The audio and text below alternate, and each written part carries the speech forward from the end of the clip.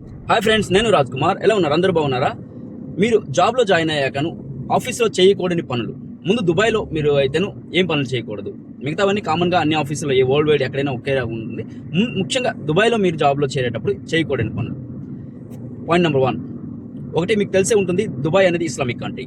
So Islamic country అయ్యేటప్పుడు Islamic religious బిలీఫ్స్కి లేకుంటేను Islamic దేనికి వ్యతిరేకంగా లేకుంటేను విరుద్ధంగా మాట్లాడడం అనేది చేయకూడదు. ఇక్కడ దానివల్ల మీరు ట్రబుల్స్లోకి వస్తారు.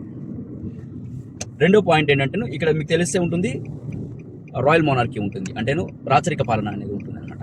సో ఇక్కడ ప్రభుత్వం పైన లేదు అనుకుంటే రాచరికం పైన మాట్లాడడం అనేది అలాంటివి చేయకూడదు. అంటే ప్రభుత్వానికి వ్యతిరేకంగా మాట్లాడడం, ప్రొటెస్ట్ చేయడం, ఇలాంటివి అనేవి ఈ కంట్రీలో దుబాయ్లో అనేది నిషేధించబడ్డాయి. సో అలాంటివి చేయకూడదు ఆఫీస్లో. ఇక మూడోది ఏంటంటే, ఇక అన్ని దగ్గరలో ఉండేది కామన్గా ఉండేది ఏంటంటేను దుబాయ్లో ఇంకొకటి ఏంటంటేను ఇన్సల్టింగ్, పర్సనల్ ఇన్సల్టింగ్ అనేది దుబాయ్లో అనేది నేరం అనమాట. మీరు బాస్ అయినా కూడాను పర్సనల్ ఇన్సల్టింగ్ అనేది చేయకూడదు కంపెనీలో. అది మీ జాబ్కే ఎసరు పడుతుంది అనమాట.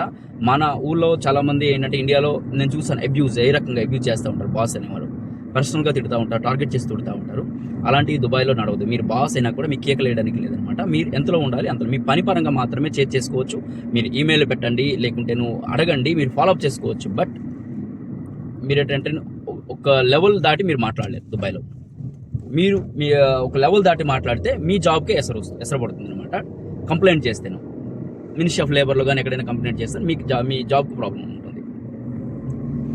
ఇవి మూడు ముఖ్యమైన ఇది అనమాట చేయకూడని పనులు. ఇక రెగ్యులర్గా ఎక్కడైనా కూడా వరల్డ్ వైడ్ ఎక్కడైనా కూడా చేయని పనులు ఏంటంటే, మీ యొక్క పర్సనల్ డీటెయిల్స్ ఎక్కువగా కంపెనీలో ఎక్కడా షేర్ చేసుకోవద్దు. కంపెనీలో ఎవరితో కూడా కంపెనీలో మీకు తెలిసే ఉంటుంది, ఇది పాయింట్ నెంబర్ 4 చూసేసుకుంటాను. కంపెనీలో ఎక్కడ పడితే అక్కడ చెంచాలు ఉంటారు. మీరు ఫ్రెండ్షిప్ అనుకున్నా కూడా మీ వ్యక్తిగత జీవితాలు ఎక్కువగా షేర్ చేసుకోవడం వల్ల మీకు తెలియదు, మీతో పాటు ఉంటారు, వాళ్ళు ఎవరితో షేర్ చేస్తున్నారు మీ వ్యక్తిగత విషయాలు మీకు తెలియదు అనమాట. ఎలా అంటే, చాలామంది చెంచాలు ఉంటారు, మేనేజ్మెంట్ ముందు ఇంప్రెస్ చేయడం కోసమని వాళ్ళు మీతో మంచి ఫ్రెండ్గా నటిస్తూ మీరు చెప్పే వార్తలన్నీ కూడాను, మీరు ఎక్కడికి వెళ్తున్నారు, ఏం చేస్తున్నారు, ఇలాంటి విషయాలన్నీ కూడాను మేనేజ్మెంట్కి చేరవేస్తూ ఉంటారు, వాళ్ళ ముందు ఇంప్రెషన్ కొట్టడం కోసమని. సో అందుకోసమే ఎటువంటి మీరు మీ వ్యక్తిగత జీవితాలు ఎక్కువగా షేర్ చేసుకోవద్దు. పాయింట్ నెంబర్ 5 వచ్చి ఫైనాన్షియల్ ఇష్యూస్, మీ ఫైనాన్షియల్ మ్యాటర్స్, మీరు ఫైనాన్షియల్ స్ట్రగుల్స్, తర్వాతను ఆఫీస్లో అప్పు తీసుకోవడాలు, ఇలాంటివి అనేది ఆఫీస్లో చేయవద్దు. దీనివల్ల మీకు ఏంటంటే, ఒకటి మీరు లోకు అవుతారు. అంటే ఫైనాన్షియల్ స్ట్రగుల్స్ ఉన్నారు అనుకుంటే మీ ఫ్రెండ్స్ ముందు కానీ మీరు కొలీగ్ ముందు కానీ మీరు స్ట్రాంగ్గా ఉంటారు, మీకు వీక్ అయిపోతారు. మీకు ఇలా ప్రాబ్లమ్స్ ఉన్నాయని దాని మీద వాళ్ళు అడ్వాంటేజ్గా తీసుకుంటారు. తర్వాత అప్పు తీసుకోవడం కూడాను, ఆఫీస్లో అప్పు తీసుకోవడం కూడాను ఇదే రకంగా ఉంటుంది అనమాట. అది తర్వాతను వేరేది ఏంటంటే, సెక్సువల్ హెరాస్మెంట్ మ్యాక్సిమం అన్ని ఆఫీస్లో కానీ ఎక్కడైనా కూడా ఉంటుంది. ఏంటంటే, మీరు మీ ఆఫీస్లో ఉన్న జనరల్ ఇదే ఫీమేల్ కానీ వాళ్ళకి టార్గెట్ చేయడం, అంటే సెక్సువల్ హెరాస్మెంట్ కింద. ఈవెన్ టెక్స్ట్ చేయడం పర్సనల్గా, దీని కాకుండా పర్సనల్గా టెక్స్ట్ చేసినా కూడాను ఇక్కడ దుబాయ్లోకి వచ్చేటప్పటికి అది ఇబ్బందిగానే వస్తుంది అనమాట. సో మన దగ్గర కూడా అమ్మాయి కంప్లైంట్ చేయనంత వరకు పర్వాలేదు. ఇందులో ఎవరు కంప్లైంట్ చేసినా కూడాను ఇంకోరికి ప్రాబ్లం వస్తుంది. ఫస్ట్లో పిలిపించి మాట్లాడతారు, 1 or 2 times సీక్రెట్గా ఆఫీస్కి పిలిపించి మాట్లాడతారు, తర్వాత సీక్రెట్గా మీకు పంపించేస్తారు. ఇలాంటివి జరుగుతూ ఉంటాయి.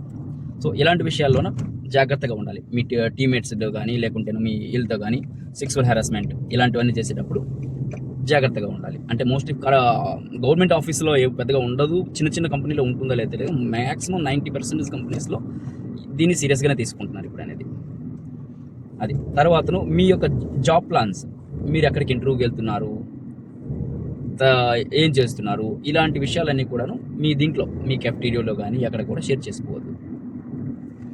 షేర్ చేసుకోవడం వల్ల అదేంటంటే, మీకు పైన వాళ్ళకి అనుమానం వస్తుందన్నమాట.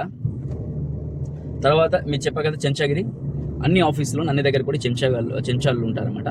వాళ్ళు మేనేజ్మెంట్కి చెప్పి మీరు ఎంత నమ్మకంగా చెప్పినా కూడాను వాళ్ళు ఇలా జాబ్ కోసం వెళ్తున్నాడు అని చెప్పేసి చెప్తారు వాళ్ళు. ఇది అనేది మళ్ళీ మీకు ఇబ్బంది వస్తుంది అనమాట. ఇంకా మీ దీంట్లో ఇక ఎలాగో తను వెళ్ళిపోవడానికి ట్రై చేస్తున్నాడు కాబట్టి మీకు రావాల్సిన ఇంక్రిమెంట్స్ కానీ ఇలాంటివి ఉన్నా కూడాను హోల్డ్ చేయడానికి అవకాశాలు ఉంటాయి.